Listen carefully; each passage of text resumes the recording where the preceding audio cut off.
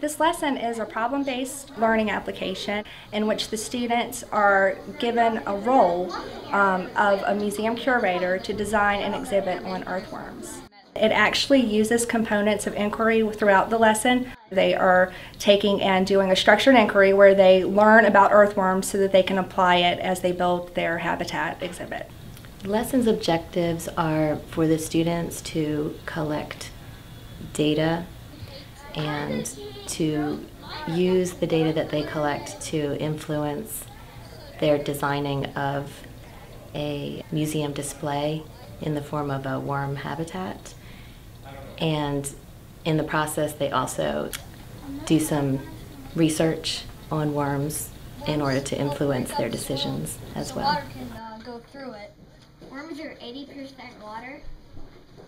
Habitats, as far as Virginia SOLs, carry through to all the different grade levels. I've taught second, third, and fourth grade, and in each grade, the students have to understand the meaning of a habitat, what are the other animals and plants in the habitat, and then as you progress through the grades, you add things, learn the food chain, the communities, and the niches. Again. Okay.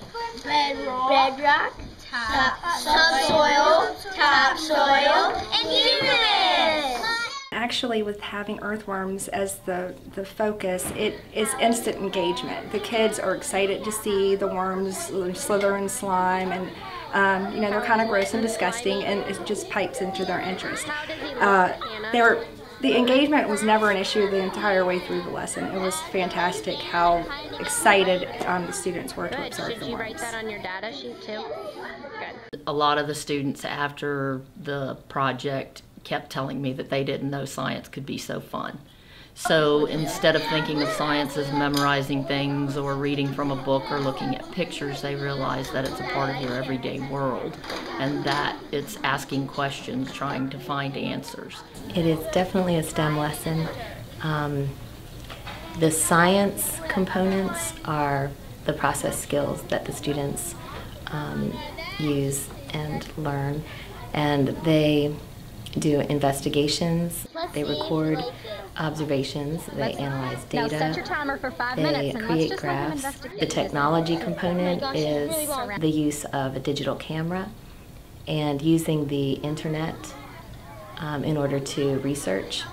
The mathematics component is collecting data. They do measurement of temperature as well as width and length of the worms, which they then use in order to design their habitat.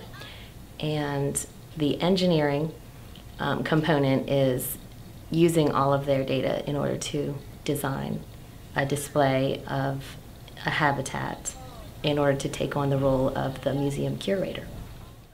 With science, math, engineering especially, even technology, that if you can't learn unless you do it, unless you experience it. I feel that it gives the students a very hands-on experience.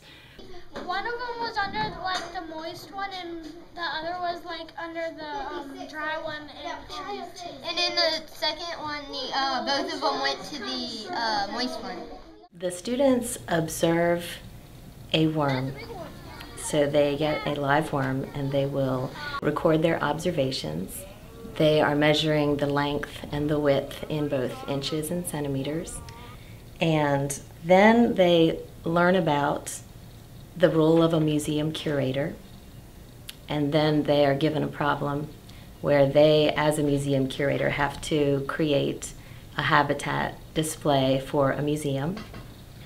They also have, in their inquiry investigations, they record information about the preferences of the worms in a tally mark sheet, and then they use their information on their chart to decide what kind of soil and how much soil the worms would prefer in their habitat. The worm doesn't like the sun. He's just fine if it's over there.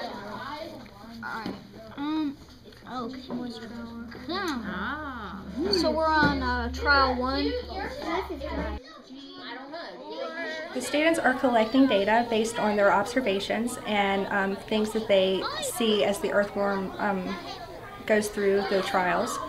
And they are taking the data and they're coming together as a group to discuss it, and they're using a graph to plot. And then they use that data in order to create their habitats. And as an extension, some teachers have created a whole museum and invited other students to come and visit. When I first implemented this lesson, I noticed that many of the students had a hard time with just simple science process skills. They weren't readily able to observe. They had even a hard time with being able to measure and that sort of thing. So to fix that, I went back and created little task cards to help those students be able to observe more intently. And the measurement, I actually worked with the students and showed them how to, stretch out the worm and measure so that they could just have a little bit more support along the way. So if you see that students are having difficulty understanding how to use the tools to measure, you can teach that in your math instruction instead of taking the time during your experiment to do that. That measurement is always a part of your curriculum anyway. The teacher goes around from station to station and can give input and ask leading questions, which encourage the student to go in a different direction. If they're, for instance, placing the thermometer in the wrong place, they can redirect as needed. When we were developing our pre-assessment, we have a question on the pre-assessment that surveys students' attitudes towards earthworms to find out whether or not they can bear or handle touching them, or if they love them, to kind of see that across the scale. We also ask the students, where have you seen a worm, and to tell us a little bit about the interaction you've had with worms. And with the museum curator role, we also wanted to find out if they had ever been to a museum, and we showed them a clip of what a museum curator does in the real world to help them better understand the problem. My class made a scatter plot from the results of their investigations. So we looked at the data with regard to what choices the worms made. For example, did more worms choose dark or light? Did more worms choose moist or dry? One of the particular areas with the worm is that one group had worms choose the sand more than they chose the wet soil. And we discussed why would that happen. And in that discussion, we came up with that particular group decided to take their spray bottle and spray everything heavily and make it wet. So it helped the children to understand that we need to do the same thing in order to make it fair, to come up with results we can count on. And the other one over here, then when we put the new ones in there, they both went the same way. So the total was 2 for moist towel and 2 for dry. Okay, so a combination. That's an interesting observation. Good. There may be an outlier. Maybe one worm didn't like one particular thing and it didn't do what it was supposed to do. They understand that science is more than just something that you do in school. They're able to apply it to real world and be able to take it with them. Just look at him. You can see him breathing. You can? Yeah. One of the things we did on the pre-assessment was ask students to draw an animal in its habitat. And a lot of the students just drew the animal. But after the experiment, they made sure the animal had water, shelter, and even other plants and animals around it. So I could see the difference in their understanding of a habitat. It teaches the skills that we were aiming for. I was pleased when I taught the lesson to find that there was an improvement of 11% between the pre and post assessment, and this was in the middle of the year before we had really fine-tuned everything. So I was pleased with that. They're like bumpy, so it may be harder because when they go in and then they stretch out, that may be easier because like if you go this way or the other way, it might feel like a cat's tongue because like those are rough and stuff. The students were able to take what they learned about the earthworms in creating their habitat exhibit and extend it throughout their understanding of living things when they were studying that standard.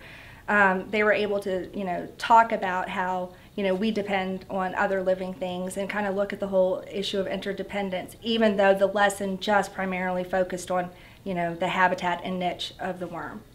So it was fantastic. And I even had a parent tell me that their child has never been so interested in learning, and that they're sitting at the end of their driveway with a bucket and a little journal notebook and writing down their observations about earthworms after a rainy day. And they were like, my child has never done that before. So it's pretty powerful.